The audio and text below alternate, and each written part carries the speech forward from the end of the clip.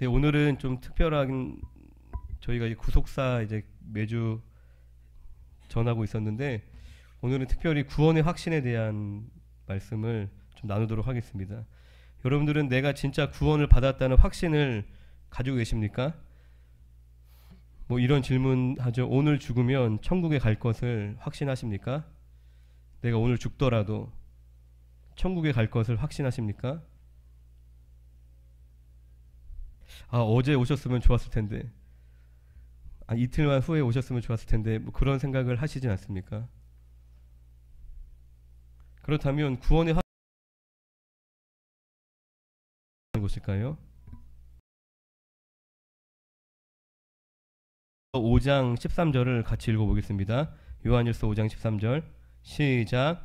내가 하나님의 아들의 이름을 믿는 너희에게 이것을 쓰는 것은 너희로 하여금 너희에게 영생이 있음을 알게 하려 함이라. 할렐루야. 네, 요한일서는 요한 사도가 쓴 편지입니다. 누구에게 썼냐면 믿지 않는 불신자가 아니라 성도들에게 쓴 편지입니다. 성도는 누구죠? 구원받은 사람들인데 이들은 죽으면 천국에 가는데 이들에게 편지를 쓴 이유는 그들에게 구원의 확신이 없었기 때문입니다. 너희로 하여금 너에게 영생이 있음을 알게 하려 합니다. 그들에게 영생이 있음을, 너희가 구원받은 성도임을 그 확신을 주기 위해서 요한 사도가 이 요한일서 5장 13절에 이 말씀을 기록했음을 우리가 알 수 있습니다. 물론 내가 구원받고도 모를 수 있어요. 여러분들 이단 중에 구원파라는 이단 아시나요? 구원파? 이 구원파라는 이단은 기쁜 소식 선교회라고도 하고 지하철이나 뭐 길거리에 뭐 박옥수 목사 해서 말씀 뭐 가르친다, 그렇게 이제 현수막도 많이 붙여져 있더라고요. 이 구원파라는 이단은 구원의 확신을 이제 절대화시킨 그런 이단입니다. 뭐 이런 질문까지 스스로 한다고 하더라고요. 예수를 믿고 오다가 사람을 죽였다, 그래도 천국 가느냐? 그렇게까지 막 구원의 확신을 가지도록 강요를 한다고 합니다. 참 말도 안 되는 바보 같은 질문이죠. 이러한 식의 구원의 확신이 구원을 주는 것처럼 구원의 확신을 너무 절대화하는 것은 위험하지만 우리가 끝까지 승리하는 신앙생활을 하려면 성도에게 구원의 확신이 반드시 있어야 합니다. 신앙생활에서 중요한 것이 무엇이냐면 바로 관계입니다. 하나님과의 관계, 이웃과의 관계. 예수님께서 가장 큰 계명을 하나님 사랑 그리고 이웃 사랑이라고 우리에게 말씀해 주셨습니다. 신앙의 성숙은 말 잘하고 잘 가르치고 지식이 많고 신비한 능력을 행하는 것이 아니라 급진적이고 뭐 대단한 헌신을 하는 것이 그 사람의 신앙의 척도를, 신앙의 성숙을 가늠할 수 있는 척도가 아니라 신앙의 능력입니다. 그런 사랑이 우리에게 있을까요? 우리에게는 그 사랑이 없습니다. 미워하는 친구를 사랑할 수 있어요? 그 사랑과 지혜와 능력이 오직 하나님으로부터 와서 이웃에게 흐를 수 있는 것입니다. 그래서 먼저는 하나님과 친밀한 관계를 맺는 것은 삶을 살 수 있는 것입니다. 그런데 성도가 구원의 확신이 하나님과의 관계에 자신이 없다는 것이에요.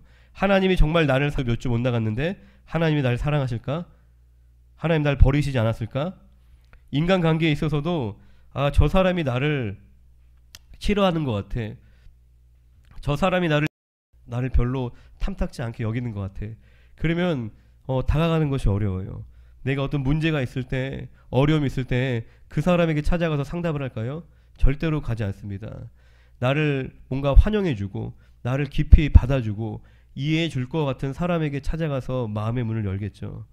하나님과의 관계에 이처럼 확신이 없으면 성도는 하나님께 나아가지 못합니다. 내가 이러한 죄가 있기 때문에, 이러한 연약함이 있기 때문에, 이러한 잘못을 했기 때문에, 내가 이러한 자격이 없기 때문에 자신감을 잃으면 하나님과의 관계의 확신 또한 잃어버리고 멀리서 빙빙 도는 신앙생활을 하게 되는 것입니다. 나는 아직 담배도 끊지 못했어. 나는 아직 이러한 죄도 끊지 못했어. 그러니까 하나님과 더 깊은 유대관계, 더 친밀한 사랑의 관계로, 따뜻한 관계, 끈끈한 관계로 나아가지 못하는 것입니다. 이것은 매우 중요한 것입니다. 앞서 말씀드린 것처럼 하나님과의 관계가 모든 것의 근원이 되기 때문입니다. 하나님과의 관계가 흔들리면 모든 것이 흔들리는 것입니다. 하나님과의 관계가 회복되고 하나님과의 관계가 깊어지면 우리의 삶에 우리가 다 헤아릴 수 없는 아름다운 열매들이 풍성하게 맺히는 것이에요. 내가 기도한다고 하나님이 들어주실까? 또 구원의 확신이 없으면 죄책감에 시달립니다. 두려움에 사로잡힙니다. 지옥에 안 가려고 무서워서 예배드리고 겉으로 형식만 갖추는 신앙생활을 하게 되는 것입니다. 하나님이 이러한 나의 모습까지도 무조건 사랑하신다. 하나님은 나를 절대로 포기하지 않으신다라는 느낌을 갖지 못하는 것입니다. 그래서 구원의 확신이 성도에게 반드시 있어야 합니다. 할렐루야. 제가 공동체 사역을 오랫동안 했는데 저도 과거에는 신학적으로 확실하게 정립이 되지 않아서 이 구원의 확신에 대해서 구원의 확신이 정말 있는 건가? 필요한 건가? 그게 맞는 건가? 그런 확신이 없었어요. 오히려 심지어 구원의 확신이 없다. 너네가 구원을 잃어버릴 수 있다. 그러니까 연약한 지체들 맨날 죄짓고 넘어지고 마음대로 사니까 경각심을 주기 위해서 너네 그렇게 살다 지옥 간다. 하나님이 너네 버린다. 너네 사랑하시지 않는다. 그런 얘기를 많이 했어요. 그랬던 거에 대해서 나중에 굉장히 하나님 앞에 회개를 많이 했는데 그렇게 겁을 준다고 해서 삶이 바뀔까요? 너네 그렇게 살다가 인생 망한다. 하나님이 안 도와주신다. 하나님께 쓰임받지 못한다. 하나님이 너네 기도 들어주실 것 같아. 아무리 협박을 해도 그 순간에는 겁에 질리죠. 그 순간에는 뭔가 막 눈물 흘리면서 회개하기도 하고 뭔가 몸부림치는 것 같기도 하지만 그러한 잘못된 메시지를 듣고서는 절대로 삶이 안 바뀐다라는 것을 철저하게 확인을 했어요. 할렐루야. 하나님이 나를 사랑하신다라는 확신이 있을 때, 하나님이 나를 절대로 포기하지 않으신다라는 확신이 있을 때, 그것을 하나님이 어떻게 저에게 알게 하셨냐면, 제가 이제 부모님 말씀을 참 잘 듣지 못하는 그러한 자녀였는데 대학교를 다닐 때 그 집에 잘 안 들어가고 이제 뭐 저 나름대로 제 인생을 밖에 나가서 이제 신나게 살고 있었는데, 그러니까 부모님께 전화도 잘 드리지 못하고 찾아뵙지도 않고 그냥 내 인생을 뭐 사는데 바빠서 정신이 없었던 것 같아요. 그런데 어느 날 이제 딱 집에서 전화가 와서 어머니가 편찮으시다라는 이야기를 듣고 부랴부랴 이제 어느 병원에 이제 입원해 계신다라고 해서 이제 병원에 갔는데, 저희 이제 어머니가 뭐 이제 보신 분들은 아시겠지만 그렇게 막 날씬하시고 체질적으로 뭐 이렇게 마르신 분이 아니세요. 저랑 비슷하게 막 물만 먹어도 약간 몸이 붓는 것 같고 항상 이제 관리를 해야지만 유지가 되는 그런 체질이신데, 정말 제가 살면서 본 모습 중에 가장 그냥 이제 뭐 말랐다가 아니라 이렇게 너무 편찮으셔갖고 이렇게 피골이 상접했다 그러죠. 딱 그런 모습을 보고 이제 너무 어린 나이에 무서웠던 거예요. 우리 어머니가 어떻게 되시나? 그런 걱정으로 이제 그 어머니 침상 앞에 앉았는데, 어머니는 저는 이제 한 소리 듣겠구나. 내가 정말 무심했다. 어머니가 이렇게 편찮으신데 신경도 못 써드리고, 그리고 아프신 지가 좀 되셨는데 제가 막 연락도 안 되고 막 그러다 보니까 뒤늦게 간 거죠. 그래서 아주 혼나지 않을까라고 생각을 하고 있었는데 하시는 이야기가 제 걱정을 막 그렇게 하시는 거예요. 목소리도 잘 안 나오시는데 밥은 잘 먹고 다녔냐 막 이렇게 하시면서 이렇게 제 얼굴을 만져주시고, 그러니까 그러면서 되게 이제 뭐 너무나 당연한 거지만 그 어머니의 그 사랑이 또 너무나 가슴에 크게 이제 다가오면서 정신을 그때 확 차리게 됐어요. 내가 이렇게 살면 안 되겠다. 어머니가 날 이렇게 사랑하시고 나에 대해서 이런 기대를 갖고 계신데 내가 더 이상 실망시켜드리지 말아야지. 내가 더 이상 내 인생을 헛되이 낭비하고 내 마음대로 살지 말아야지라고 딱 결단을 하고, 그리고 나서 이제 그 막 지방을 떠돌면서 살고 있었는데 그걸 다 정리하고 이제 집으로 돌아와서 열심히 직장 생활하고 신학교를 가게 되는 뭐 이제 그런 삶의 전환점이 있었는데, 그 이전에도 뭐 수도 없이 잔소리 하셨겠죠. 전화해서 왜 그렇게 사냐. 그러한 이야기를 듣는다고 삶이, 물론 이제 때때로는 책망도 받아야 되고 훈계도 이제 필요합니다. 그것도 사랑이기 때문에. 하지만 십자가는 하나님의 사랑입니다. 하나님의 회초리가 아니라 우리를 죽기까지 사랑하신 그 하나님의 그 놀라운 사랑만이 우리의 삶을 아름답게 변화시키고 새롭게 하시는 줄로 믿습니다. 그래서 그 구원의 확신이 없는 사람은 그 하나님의 사랑의 확신이 없는 것이에요. 하나님의 그 조건 없는 사랑, 그리고 나를 끝까지 포기하지 아니하시는 하나님 아버지의 그 사랑을 확신하지 못하기 때문에 그 삶도 아름다운 열매를 맺지 못하는 것입니다. 많은 성도들이 구원의 확신을 갖지 못하는 이유는 그 확신의 근거를 몰라서입니다. 많은 사람들이 구원의 확신의 근거를 느낌에 둡니다. 내 느낌. 내가 예배 때 은혜 받으면 구원 받은 것 같아. 그런데 부부싸움 크게 했어. 그리고 죄에 넘어졌어. 그러면 뭔가 주님과 멀어진 것 같고, 주님이 나 버린 것 같고, 주님이 나와 함께 하시지 않는 것 같은 그러한 거짓말에 우리가 속게 되는 것입니다. 그리고 구원에 대한 잘못된 가르침에 또 영향을 받기도 합니다. 아까 말씀드린 것처럼 저도 이제 과거에 구원의 확신이 없다고 생각했던 사람인데, 그런데 하나님 은혜로 그것이 성경적인 가르침이 아니라는 것을 발견을 하게 되었습니다. 성경적이지 않은 가르침을 따르게 되면 마귀에게 미혹이 되어서 건강한 신앙의 열매를 맺지 못하고 삶이 혼란에 빠지는 것입니다. 내 느낌은 더 듣기 좋고 자극적이고 뭔가 가슴을 치는 메시지라 할지라도 중요한 것은 성경적이냐, 그게 중요한 것이죠. 기준이 내 느낌이 아니라, 감각이 아니라 하나님의 말씀에 있는 것입니다. 그래서 구원의 확신은 내 느낌이 아니라 우리가 성경에 두어야 하는데, 이 요한일서 5장 12절을 같이 한번 읽어보도록 하겠습니다. 요한일서 5장 12절 시작. 아들이 있는 자에게는 생명이 있고 하나님의 아들이 없는 자에게는 생명이 없느니라. 아멘. 이 아들은 누구를 얘기하는 것이죠? 예수님을 얘기하는 것이죠. 아들이 있는 자에게는, 이 세번역 밑에 가로친 것은 세번역인데, 세번역은 헬러를 이제 직역한 거죠. 한국어 성경은 영어로 된 거를 다시 한국말로 번역한 건데, 이 개역 개정은 이 세번역을 보면 그 아들을 모시고 있는 사람은, 아들을 모신다는 게 뭐죠? 영접하는 거죠. 모시고 있는 사람은 생명을 가지고 있고, 이 요한 사도가 쓴 편지인데, 요한 사도가 또 요한복음 1장 12절에서 같은 얘기를 하고 있죠. 영접하는 자, 곧 그 이름을 믿는 자들에게는 하나님의 자녀가 되는 권세를 주었으니, 그 아들 예수를 모시고 있는 자, 영접한 자는 영생을 얻고 있다라는 메시지를 전하고 있는 것입니다. 그러니까 오직 아들을 모시고 있느냐, 구원이라는 것은 그것 하나에 달려 있다는 것입니다. 이 5장 12절을 보면은 같은 얘기를 반복을 해요. 아들이 있는 자에게는 생명이 있고 하나님의 아들이 없는 자에게는 생명이 없느니라. 세 번역을 보면 그 아들을 모시고 있는 사람은 생명을 가지고 있고, 그걸 부정문으로 바꾼 거죠. 하나님의 아들을 모시지 않는 사람은 생명을 가지고 있지 않습니다. 같은 말을 부정문으로 다시 한번 표현하는 건데, 왜 이렇게 같은 말을 두 번이나 표현했을까?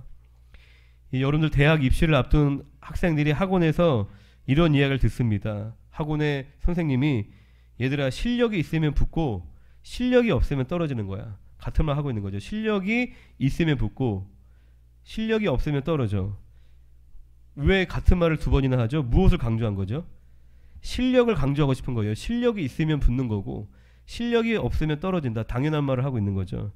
이 실력의 유일성을 강조하는 것입니다. 너네가 실력이 있으면 돈이 없어도 백이 없어도 붙어. 그런데 실력이 없으면 아무리 집안이 좋고 백이 있어도 안 되는 거야. 이 실력이 합격의 필요 충분 조건이라는 것을 말하고 있는 것입니다. 다시 본문에서 아들이 있는 자에게 생명이 있고 하나님의 아들이 없는 자에게는 생명이 없느니라. 이 말의 의미도 생명을 얻는 것은 오직 아들이 있느냐 없느냐, 아들을 모셨느냐 모시지 않았느냐, 오직 그 하나에 영생이 달려있다라는 얘기를 하고 있는 것입니다. 예수를 영접했으면 다른 것이 부족해도 된다는 것이에요. 내가 때때로 실수가 있고 또 여전히 내 마음에 상처가 있고 그로 인한 연약함이 있고, 그리고 여전히 내가 끊어지지 않는 그러한 죄가 있을지라도 십자가에서 피 흘려 죽으신 예수님이 내 안에 계시면 그 예수님 때문에 나를 의롭게 여기시고 그 예수님 때문에 나를 용서하시고 그 예수님 때문에 나를 구원하시는 줄로 믿습니다. 그것이 복음인 것이에요. 반면에 다른 모든 게 완벽해도 예수님을 영접하지 않았다면 안 되는 것입니다. 다른 조건은 필요 없어요. 구원의 조건은 행위가 아니라, 근데 많은 사람들이 실수하는 것이, 오해하는 것이 구원의 조건을 자기의 행위에 근거를 두려고 하는 것입니다. 그것은 마귀에게 속은 것이죠. 행위 구원입니다. 이 당시 사람들도 행위의 근거를 두려고 했습니다. 여러분도 행위의 근거를 두지 마시기 바랍니다. 나의 도덕성, 내가 얼마나 순종을 했느냐, 물론 중요합니다. 그리고 구원받은 성도는, 거듭난 성도는 하나님의 뜻을 사모함으로 그 뜻을 따라 살기를 갈망하겠죠. 전혀 그런 게 없다면 정말 내 안에 예수님이 계신지 우리가 확인해 봐야겠죠. 그런데 내가 주님을 따라 살고자 할지라도 우리가 때때로 도덕적이지 못하고 불순종하는 삶을 얼마든지 살아갈 수 있다는 것입니다. 우리가 주님 나라 가기 전까지 이 땅에서 완벽한 삶을 우리가 살아갈 수 없다는 것이에요. 그래서 내 인간적인 판단에서 저 사람은 왜 저 따위로 살아? 저 사람은 그리스도인 맞아? 라고 우리가 생각할 때가 있죠. 무엇으로 우리가 판단하는 것이에요? 그 사람의 모습 가지고 판단하는 거잖아요. 왜 저런 행동을 해? 왜 저런 짓을 해? 저런 태도를 가져? 그 사람의 행위나 모습으로 판단하는 것입니다. 그런데 여러분들이 신앙생활을 오래 하시다 보면 저 사람 왜 저러지? 했던 사람인데 어느 순간에 보면은 참 저런 면도 있었구나. 참 되게 귀하다. 그런 모습을 또 보게 됩니다. 하나님이 또 저분과 함께 하시는구나. 하나님이 저분을 참 사랑하시는구나. 저분이 또 하나님을 참 갈망하시는구나 라는 것을 보게 되는 것이에요. 할렐루야. 내가 영접을 진심으로 안 한 것 같아. 그런 것도 여러분들 고민하지 마시기 바랍니다. 내가 구원을 받으려는 의지보다 여러분들 하나님께서 나를 구원시키려는 하나님의 의지가 더 크다는 것을 꼭 믿으시기 바랍니다. 할렐루야. 하나님이 우리를 더 사랑하세요. 우리가 하나님의 자녀가 되고 그 놀라운 사랑을 풍성히 누리기를, 잘못되길 원하는 부모가 어디가 있어요? 자식이 다 잘 되길 원하잖아요. 자신의 모든 것을 바쳐서라도 생명까지 줘서 자식을 살리고자 하는 것이 인간 부모의 마음인데 하나님 아버지의 마음이 어떠하겠냐는 겁니다. 고린도전서 12장 3절을 읽어보면, 고린도전서 12장 3절 같이 읽어보겠습니다. 시작. 그러므로 내가 너희에게 알리노니 하나님의 영으로 말하는 자는 누구든지 예수를 저주할 자라 하지 아니하고 또 성령으로 아니하고는 누구든지 예수를 주시라 할 수 없느니라. 끝부분에 보면 성령으로 아니하고는 누구든지 예수를 주시라 할 수 없느니라. 할렐루야. 성령을 힘입지 않고서는 아무도 예수님은 주님이시다 하고 말할 수 없다는 것입니다. 여러분들이 예수님이 나의 주님이십니다 라고 고백하신다면 성령님이 여러분들 안에 계신 거예요. 여러분들 당장 밖에 나가서, 저희가 이제 주일에는 요새는 찬양하면서 전도지를 나눠드리는데, 이제 한동안 저희가 복음 소식, 복음 퍼즐 떼는 거를 열심히 훈련했잖아요. 그래서 복음을 전하고 영접 기도를 시키고 이제 그렇게 전도를 많이 했었는데, 나가서 그렇게 전도하다 보면은 예수를 주로 시인하는 것이 이게 정말 하늘의 별 따기구나. 예수를 주로 시인하는 것이 정말 성령의 도움이 없이는 할 수 없는구나. 잘 들어요. 10분 동안, 10분 넘게 잘 듣고, 근데 영접기도는 안 해. 영접기도 못 하겠다는 거예요. 예수를 주로 시인하는 것이, 우리가 교회 안에 다 예수님을 주님 주님 하는 사람들 모여 있으니까, 아니 저놈도 주님이라고 그러고 이놈도 주님이라고 그러고 그냥 뭐 다 주님이라고 하네. 주로 시인하는 사람들이 없습니다. 그것이 정말 성령의 역사인 것이에요. 그렇기 때문에 여러분들이 예수를 주로 시인하고 계시는 그 자체가 고린도전서 12장 3절의 말씀처럼 예수님이 여러분들 안에 계신 것입니다. 할렐루야. 그리고 이어서 요한복음 5장 24절 같이 읽어보겠습니다. 4번 요한복음 5장 24절 시작. 내가 진실로 진실로 너희에게 이르노니 내 말을 듣고 또 나 보내신 이를 믿는 자는 영생을 얻었고 심판에 이르지 아니하나니 사망에서 생명으로 옮겼느니라. 할렐루야. 이제 영어하고 헬라어 시제가 비슷한데 한국말에는 현재 완료라는 시제가 없습니다. 과거나 현재 완료나 구분이 안 되죠. 그런데 이 헬라어는, 영어처럼 헬라어는 구분이 됩니다. 우리가 잘 알듯이 현재 완료 시제는 과거부터 현재까지 이게 계속 이어지는 거죠. 예를 들어서 과거 시제는 내가 미국에 갔다. 과거에 미국에 갔어요. 그럼 지금은 어디 있어요? 지금 어디인지 몰라요. 과거에 내가 작년에 미국에 갔다. 작년에 갔는데 한 달 만에 왔을 수도 있고 지금까지 있을 수도 있고 지금은 일본에 가 있을 수도 있고 그냥 작년에 뭐 3월 달에 갔다라는 그 사실만 얘기하지 지금 현재 어떤지에 대해서는 과거 시제는 말하지 않습니다. 그런데 현재 완료로 쓰여져 있어. 그러면 작년 3월에 미국에 갔다. 근데 현재 완료로 그게 쓰여지면 작년 3월에 미국에 가서 지금까지 미국에 있는 거예요. 그게 현재 완료형입니다. 할렐루야. 네, 과거 시제와 현재 완료의 시제의 차이를 아시겠죠? 똑같이 과거에 일어난 사건인데 과거 시제는 그 이후에 어떻게 되는지 모르지만 현재 완료는 지금까지 그게 이어지고 있다는 것입니다. 그것을 이제 현재 완료형으로 표현하는 것이에요. 여기 요한복음 5장 24절에 영생을 얻었고 심판에 이르지 아니하나니 사망에서 생명으로 옮겼느니라. 이 시제가 현재 완료입니다. 사망에서 생명으로 옮겼느니라. 이 사람은 지금 어디에 있어요? 지금 생명에 있는 거예요. 과거 어느 순간에 예수를 영접하고 사망에서 생명으로 옮겨졌어. 그 사람은 지금도 여전히 현재 완료형인 것이에요. 지금도 그 생명 가운데 있는 것입니다. 예수를 영접하는 순간 지옥에서 천국으로 옮겨져서 그 순간부터 천국을 살기 시작하고 죽으면 완성된 천국에 가는 것입니다. 할렐루야. 내가 예수님을 영접하는 그 순간에 하나님의 끝없는 사랑과 자비, 용서하심 가운데 내가 지금도 있는 것이에요. 사망에서 생명으로 옮겼느니라. 여러분들이 언제 예수님을 영접하신지 모르겠지만 과거에 예수님을 영접하셨다면 지금 현재 완료 시제입니다. 지금 생명 가운데 거하고 계신 것이에요. 그리고 영원한 생명을 가지고 있고 라고 현재형으로 쓰는 이유는 하나님과 사랑의 관계를 지금도 누리고 있다는 것입니다. 영생이라는 것은 하나님과의 사귐입니다. 천국 가는 티켓이 아니라 하나님 아버지의 사랑, 신랑 되신 예수 그리스도의 사랑을 우리가 날마다 현재, 오늘, 지금 누리고 그리고 우리의 보혜사 되시는 성령님의 인도하심을 따라 나의 상담자가 되시는 그분의 도우심을 따라 내가 오늘도 살아가는 것이 그게 바로 생명이라는 것입니다. 그게 바로 구원이라는 것이에요. 할렐루야. 그 사귐은 죽어도 끊어지지 않는 것입니다. 그리고 이어서 요한복음 10장 28절을 같이 읽어보겠습니다. 요한복음 10장 28절 시작. 내가 그들에게 영생을 주노니 영원히 멸망하지 아니할 것이요 또 그들을 내 손에서 빼앗을 자가 없느니라.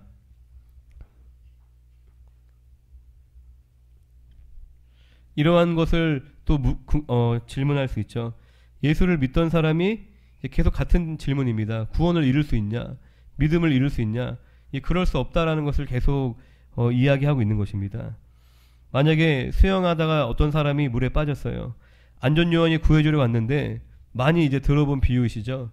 안전요원 손을 붙잡고 그 사람이 이제 안전요원 손을 잡았어요. 제 손을 잡으세요. 그래서 물에 빠진 사람이 허우적대다가 안전요원 손을 잡았어. 근데 한참 가다가 손에 힘이 풀려갖고 그 안전요원의 손을 놓치고 물에 빠져 죽었어요. 얼마나 안타까워요. 안전요원 손을 내가 잡고 가다가 그걸 놓쳐서 죽은 거야. 그런데 죽지 않는 방법이 하나 있습니다. 물에 빠졌는데 안전요원이 날 구해주러 왔어. 죽지 않는 방법이 뭘까요? 내가 안전요원의 손을 잡는 게 아니라 안전요원이 내 손을 잡고 끌고 가면 죽지 않아요. 내가 안전요원의 손을 붙잡으면 계속 물에서 허우적대다가 몸에 기운이 하나도 없는데 그 손을 붙잡고 가다가 놓칠 수 있겠죠. 그럴 위험성이 있습니다. 근데 안전요원이 나를 꽉 잡았어. 그리고 날 끌고 가. 그럼 내가 힘이 풀려도 끊어지지 않는 것이에요. 구원은 그와 같은 것입니다. 우리가 아까 읽었던 10장 28절에 보면 마지막에 그들을 내 손에서 빼앗을 자가 없느니라. 새 번역을 보면 아무도 그들을 내 손에서 빼앗아 가지 못할 것이다. 예수님께서 우리의 손을 잡고 계신 겁니다. 믿음을 끝까지 지킬 것을 우리가 확신하는 것은 내가 믿음이 좋아서가 아닙니다. 나는 변덕스러워요. 우리의 마음은 수시로 바뀝니다. 그리고 우리는 얼마나 연약해요. 작심삼일이잖아요. 결단하고 결단하지만 또다시 넘어지고 포기하기를 반복하는 것이 저와 여러분들의 모습입니다. 그런 내가 구원을 지킬 수 있을까요? 나는 내 힘으로 지킬 수 있어. 아직 인생을 안 살아본 거예요. 우리의 힘으로 구원을 지킬 수 없습니다. 만약에 내게 달려있다면 정말 절망스러운 것이에요. 이러한 연약한 나에게 이러한 내가 끝까지 인내하고 내가 지켜야 되는 것이야. 그러나 구원은 전적으로 하나님께서 하시는 일이시기 때문에 선물이라고 표현하는 것입니다. 에베소서 2장 8절을 읽어보겠습니다. 시작. 너희는 그 은혜에 의하여 믿음으로 말미암아 구원을 받았으니 그것은 너희에게서 난 것이 아니요 하나님의 선물이라. 선물로 주셨다가 선물로 주신 것을 다시 빼앗아 가실까요? 그리고 우리가 흉악한 죄인일 때, 처음부터 우리가 구원받았을 때 우리가 자격이 있어서 구원을 받았던 게 아닙니다. 하나님의 요구 조건에 충족되어서 우리가 구원받은 게 아니라 우리가 흉악한 죄인일 때 하나님의 은혜로 그 사랑으로 우리를 구원하셨는데, 구원받은 이후에 내가 죄를 한번 지었다고, 내가 실수했다고, 뭔가 순종하지 못했다고 우리를 다시 버리실까요? 로마서 5장 8절 함께 읽어보겠습니다. 시작. 우리가 아직 죄인 되었을 때에 그리스도께서 우리를 위하여 죽으심으로 하나님께서 우리에 대한 자기의 사랑을 확증하셨느니라. 할렐루야. 우리가 아직 죄인 되었을 때, 아무런 자격이 없을 때, 죽어 마땅한 그 상태일 때, 심지어 주님을 거부하고 주님을 대적하던 그때에 우리를 위하여 죽으심으로 하나님께서 우리에 대한 자기의 사랑을 확증하셨습니다. 저는 모태신앙이 아니고 제가 중고등학교를 미션 스쿨을 다녔는데, 그때는 이제 이렇게 뺑뺑이 돌린다고 그러죠. 그렇게 해서 이제 중학교를 갔는데 사립중학교, 기독교 재단의 사립중학교를 갔어요. 그래서 아침마다 이름이 생각 안 나는데 무슨 시간이라고 하고 항상 찬송가를 들려주고, 그리고 교과서를 받을 때 성경 찬송 받고, 일주일에 한 번씩 성경 시간도 있었어요. 근데 어린 마음에 왜 그랬는지 모르겠지만 막 염주를 차고 다니고, 그리고 수학여행으로 이제 불국사 같은 데 가면은 그 팔찌로 된 염료가 막 팔거든요. 그 니어카 위에서. 그거를 일부러 막 서너 개씩 사갖고 학교 갈 때 차고 가고, 그리고 점심 먹고 책상에 김치 국물 흘리면은 꼭 그 성경책 꺼내갖고 그걸로 막 닦고, 그리고 찬송가 꺼내갖고 오늘은 102장으로 닦자, 어제는 502장으로 닦았고, 그렇게 이제 뭐 장난꾸러기이기도 했지만 하나님을 막 대적하는 그런 사람이었는데, 그때도 하나님이 저를 향한 구원의 계획이 있었고, 그리고 저를 통하여서 일하실 그 놀라운 계획이 있으셨다는 것입니다. 그 이후에 내가 아이고 나 이렇게 살면 안 돼, 하나님 안 믿지만 착하게 살아야지, 너가 좀 착하게 돌이켰으니까 내가 널 구원하겠다, 그게 아니신 거예요. 하나님을 모르고 원치도 않고 하나님을 조롱하던 그 한 사람을 하나님께서는 사랑하신 겁니다. 그런데 구원받고 나서 주님을 따라 살고자 하는데 한번 실수했다고, 내가 뭔가 순종하지 못했다고, 연약하다고 우리를 버리실까요? 그렇지 않다는 것입니다. 우리가 구원을 확신할 수 있는 것은 구원의 근거가 나에게 있는 것이 아니라 주님이 나를 붙잡고 계시기 때문인 것입니다. 두 가지 경우입니다. 첫 번째는 다시 반드시 돌아온다는 것이죠. 그런데 막 매를 많이 맞고, 그러한 케이스들 주변에서 보신 적 있을 거예요. 막 신실한 성도였는데 큰 죄에 빠져서 교회를 떠나고 막 바람이 나고 막 그러다가 나중에 큰 병에 걸려서 막 풍이 걸리고, 그리고 다시 주님께로 돌아오고, 뭐 그런 일들이 얼마나 많이 있어요. 그리고 두 번째 케이스는 처음부터 믿은 적이 없는 것입니다. 이 사람이 잘 믿다가 예수님을 떠난 것 같은데, 요한일서 2장 18절 19절을 같이 보겠습니다. 요한일서 2장 18절 19절을 함께 읽어보도록 하겠습니다. 시작. 아이들아 지금은 마지막 때라. 적그리스도가 오리라는 말을 너희가 들은 것과 같이 지금도 많은 적그리스도가 일어났으니 그러므로 우리가 마지막 때인 줄을 아노라. 그들이 우리에게서 나갔으나 우리에게 속하지 아니하였나니 만일 우리에게 속하였더라면 우리와 함께 거하였거니와 그들이 나간 것은 다 우리에게 속하지 아니함을 나타내려 함이니라. 할렐루야. 요한이 이 편지를 쓸 때 나이가 굉장히 많았습니다. 그래서 아이들아, 세번역에 보면 어린이 여러분이라고 써 있는데 주일학교 학생들한테 얘기한 게 아니라 성도들한테 얘기한 겁니다. 아이들아, 지금은 마지막 때다. 성경에서의 마지막 때는 언제죠? 예수님 부활 승천 이후부터 재림까지를 성경에서는 마지막 때라고 합니다. 예수님이 부활 승천하신 이후부터 그리고 주님이 다시 오실 때까지의 그 전체 기간을 성경에서는 마지막 때라고 얘기를 하고 있죠. 19절에 보면 그들이 우리에게서 갔지만, 그들은 누구냐면 요한하고 함께 사역을 했던 사람들이에요. 요한과 함께 그 공동체 안에서 하나님을 예배하고 사역했던 사람들이 대적자가 돼서 우리에게서 떠났습니다. 그들은 우리에게 속한 자들이 아니었습니다. 뭐라고 얘기하죠? 처음부터 그들은 하나님의 백성이 아니었다. 그들이 우리에게 속한 자들이었더라면 그들은 우리와 함께, 이제 제가 세 번역으로 보고 있습니다. 함께 그대로 남아 있었을 것입니다. 그러니까 그들이 떠난 이유는 그들이 처음부터 속한 자들이 아니었기 때문에 그들이 떠나게 된 것이라는 겁니다. 떠남으로 말미암아 이들이 속하지 않은 자들이었음을 결국 증명이 된 것이죠. 그들이 속한 자들이었다면, 구원받은 자들이었다면 그들은 우리와 함께 그대로 남아 있었을 것입니다. 라고 얘기를 하고 있습니다. 그들이 우리에게 속한 자들이었다면, 그러니까 몸은 교회 공동체 안에 있었지만 거듭나지 않은 자들이었다는 것이에요. 예수를 믿지 않았던 자들. 몸은 교회에 들락날락했지만 종교인이었다는 것이죠. 이들에게 속하지 않은 자들.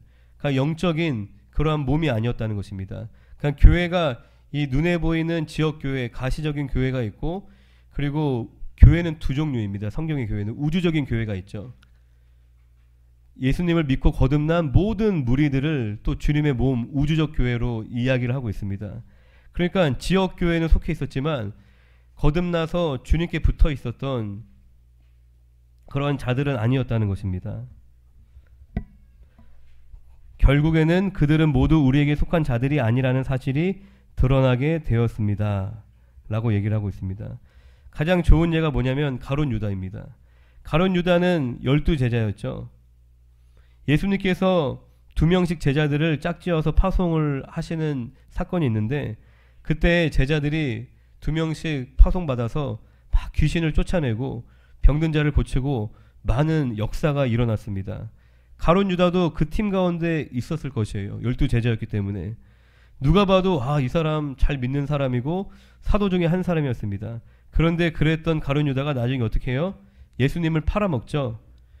이 사람이 잘 믿었던 사람인데, 이봐라, 잘 믿었었는데 나중에 믿음을 잃고 구원에서 이탈한 것이다 라고 얘기를 할 수 있지만, 그런데 성경을 자세히 보시면 가룟 유다는 단 한 번도 예수님을 주님으로 부른 적이 없습니다.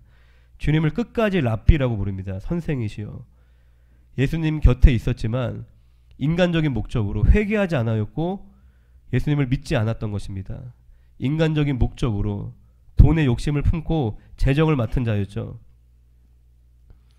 처음부터 가룟 유다에게 예수님은 구세주가 아니었습니다. 예수님을 나중에 팔아버림으로 말미암아 이가 속하지 않은 자였음을, 구원받지 않은 사람임을 이제 증명했을 뿐인 것입니다. 할렐루야. 우리가 어떤 사람을 쉽게 판단할 수 없습니다.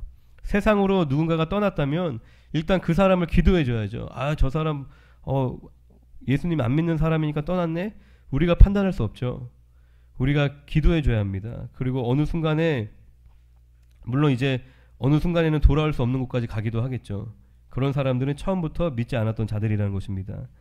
중요한 포인트는 믿음을 내가 지키는 것이 아니라 예수님이 우리를 잡고 계시다는 것입니다. 그래서 우리는 구원을 잃어버리지 않고 구원을 확신할 수 있습니다. 만약 여러분들 안에 의심이 생긴다면 하나님께 나아가시면 돼요. 그 또한 우리에게 의심을 허락하시는 것 또한 우리의 믿음을 흔들어서 더 견고하게 하시는 하나님의 일이심을 기억하시기를 바랍니다. 고린도서 13장 5절, 예수 그리스도께서 너희 안에 계시 는 버림받은 자니라.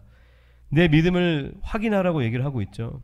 우리가 구원의 확신을 가져야 됨에, 또한 한편으로는 또 내 안의 믿음을 점검하고 주님이 내 안에 계시는지 그것을 확인해야 된다라는 것입니다.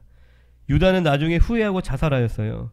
그런데 베드로도 예수님을 3번이나 부인했습니다. 마지막에는 저주하기까지 했죠, 예수님을. 그런데 유다와 베드로의 차이는 뭐죠? 둘 다 잘못했는데 베드로는 회개하였습니다. 베드로가 얼마나 자신만만했어요. 저는 절대 주님 버리지 않는다. 내가 의지가 강하고 용기가 있다고 해서 되는 게 아닙니다. 주님이 나를 붙잡아 주셔야 하는데 유다와 베드로 둘 다 넘어졌지만 베드로는 회개하고 다시 주님과의 관계를 회복하게 된 것입니다. 내 믿음이 흔들린다면, 내가 유다처럼 큰 죄를 저질렀어도 여러분들이 하나님의 얼굴을 피하지 말고 겸손히 주님께 나아가 정직하게 주님께 기도하시기를 바랍니다. 이제 결론을 맺습니다. 구원의 확신은 성도에게 반드시 있어야 합니다. 왜냐하면 신앙생활은 하나님과의 관계이기 때문입니다. 구원의 확신이 없는 이유는 근거가 잘못되었기 때문입니다. 예수님을 영접해야지만 오직 그 한 가지 조건으로, 예수님이 내 안에 계시다라는 그 한 가지 조건으로 구원의 확신을 가질 수 있는 것입니다. 내 믿음을 지키는 책임이 나에게 있다면 우리는 언제든지 주님을 떠날지 모르죠.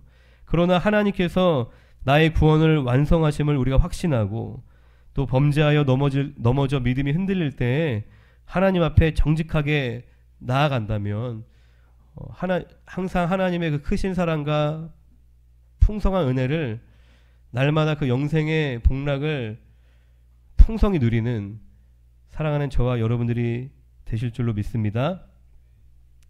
이 시간에 합심하여서 같이 기도하겠습니다.